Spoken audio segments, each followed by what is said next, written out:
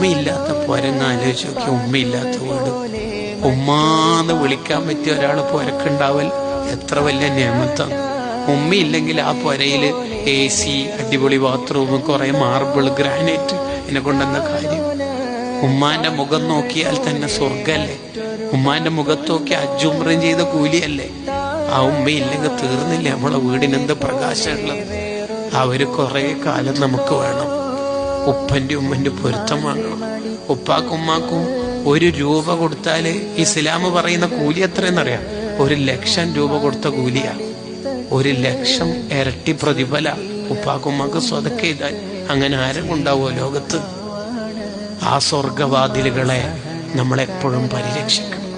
ഉമ്മാനെ കുറിച്ചിട്ടുള്ള വാല് ഉമ്മ മരിച്ചതിന് ശേഷം കേട്ടിട്ട് യൂട്യൂബ് പ്രഭാഷണം കേട്ടിട്ട് കരയുന്നതിനേക്കാൾ നല്ലത് ഉമ്മ ഉള്ള കാലത്ത് ഉമ്മാനെ ചിരിപ്പിക്കേണ്ട. അങ്ങനെ ഉപ്പാന്റെ ഉമ്മാന്റെ പൊരുത്തുള്ള